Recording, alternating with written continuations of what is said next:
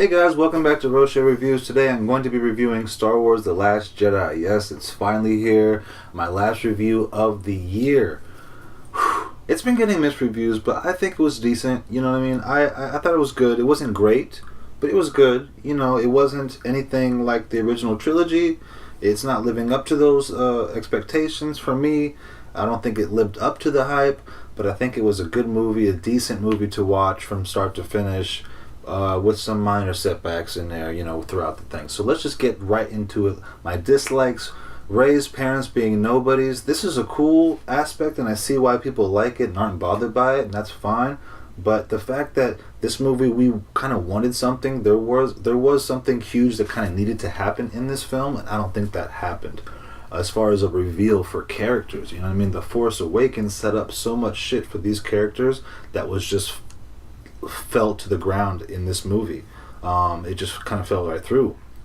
One being her parents. You know, I just, them being nobodies. It was just like, okay, then Rey comes from a nobody, and that's just not entertaining. It would have been more entertaining and enjoyable if she was from a somebody. I'm not saying it had to be a Skywalker. I'm just saying, like, come on, give us something here to go with. A fucking nobody. Anyway, Poe Dameron, he's useless. I love Oscar Grant. It sucks that he has to be thrown into this Confucius mix. Because Confucius is more like just confused mix. People. It sucks that he has to get thrown into this rework of characters. It's just like, I feel bad for the dude because he's not really getting his due. This character, Poe Dameron, just the name says it all. It's just rubbish.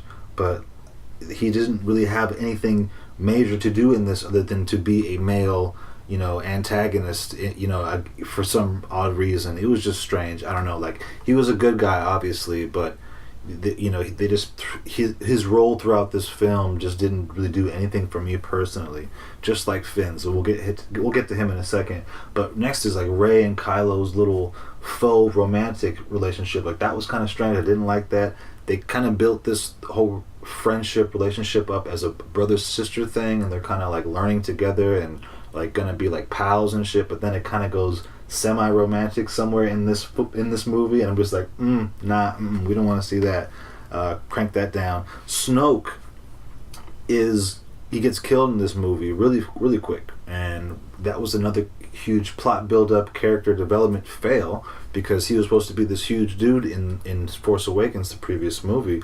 And in this one, he's just a character gets killed real quick. He's an Ultron real fast, and you know, Ultron lasted longer than this cat Snoke. So, well, what's going on here? Snoke out here just getting killed really quickly with no explanation as to who he is, or, you know what I mean, what he really was about. So that's that. The overused porgs. The porgs were cute. I get it. They're the new little cute little animals in this, and that were great. And at times they were really cute, but I just felt like they were overused. There was like 7 or 8 scenes where the porgs kept coming in and being cute. You know, it's just like, okay, we got it, Ryan. We got the fact that the porgs are here and they're cute.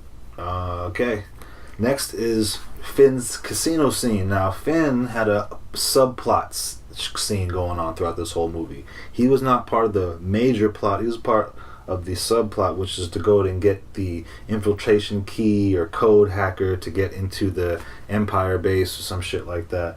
And it's just useless. It turns out to be useless. It turns out to, you know, they end up getting the wrong hacker, which ends up being Benicio del Toro, you know, from The Usual Suspects. It's just like, oh man, what is going on? It just didn't really serve the plot at the end of the movie.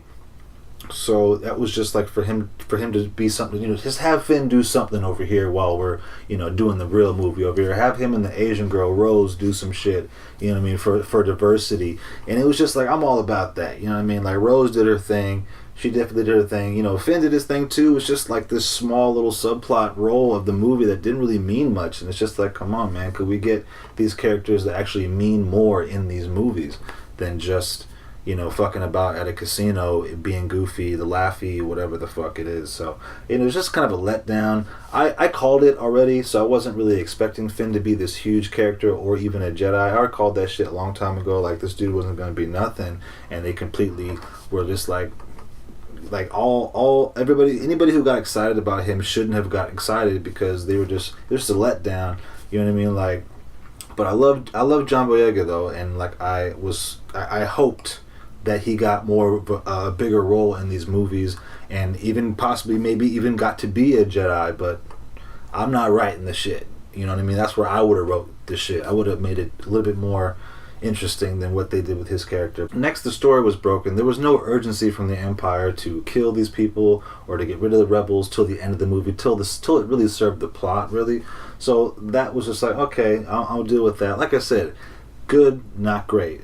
And then some major characters got killed off camera, like General Akbar and God knows who else. You can YouTube all of those. But like, if you're a super Star Wars nerd, I can totally see why you were let down by this. At the same time, you have to take it with a grain of salt that it's not the original movies and it's not even Lucas anymore doing these. So we have to be like, okay, it's a different era of movie, and we just kind of have to separate from what you do like about this universe and about these series. So with that said, let's get to my likes.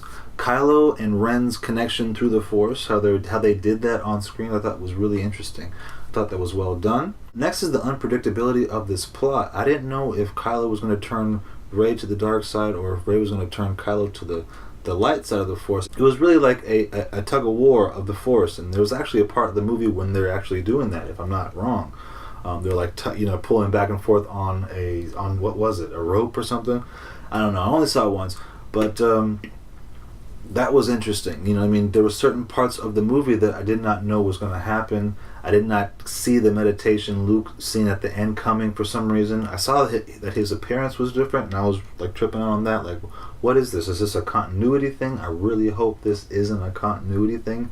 So it was really, it was such a relief to see that he was meditating. His real self was meditating up on the island, while his Force self, or his whatever you want to call it, was down low, looking a little bit different, fighting Kylo at the end. So, you know, I had to take my hat off for that one. It's a good little ending for you, Rian Johnson. You got that little ending in there, but you know, that was that. The next thing is Leia using her Force powers. Leia has Force powers, ladies and gentlemen, and she uses them in this film to, how do I say this, fly back into a spaceship from space after dying, or after getting blown out into space. She gets blown out into space and she literally flies back in, I'm guessing using the Force. So that's something we saw in this film. I like the fact that we got to see her using Force powers, but I don't know if I liked how they really did it in this film. It was different. It was interesting. It was strange. So I just put it on my like side just because it was very interesting and something that we've never seen before. Next is Rey and Kylo's back-to-back fight scene. The way that was shot and when that happened, that's when it felt like a Star Wars movie for me personally. You know what I mean? I go to Star Wars movies for lightsaber battles. Period. Yes, the other things are cool, the characters, the jokes, the laughs, the heart, the humanity, the humility, if you will. All that stuff is great, but what I really go there for is the lightsaber battles. If there were no lightsaber battles, I would not be there at all. Sorry. Not me. Not this guy. So that was when it really felt like a Star Wars movie for me personally, and that's when my theater went crazy after that scene ended. You know what I mean? So I feel like I'm not alone in that. Next for me is the Luke and Kylo's scene at the end. Obviously another lightsaber battle. So we got two really cool lightsaber scenes in this.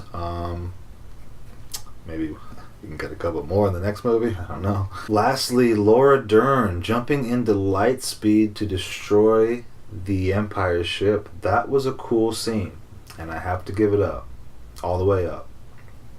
That was cool. I think that was the first time ever in a Star Wars movie where it goes completely silent. That was insane. You know what I mean? Laura Dern, she sacrifices herself to blow up the Empire fleet, or the major ship, by jumping into light speed and running right into it. And the way they did it was really cool cinematically, and you just have to see it. It's a tough scene to try to explain, but it was really cool. Go ahead and check that out if you haven't seen it already. But let me know what you guys think in the comments. Did you think it was good or great or terrible? Thank you guys so much for watching my videos. It was a great 2017. If you guys want to subscribe, please do, and I will see you guys with more movie reviews in 2018. Peace.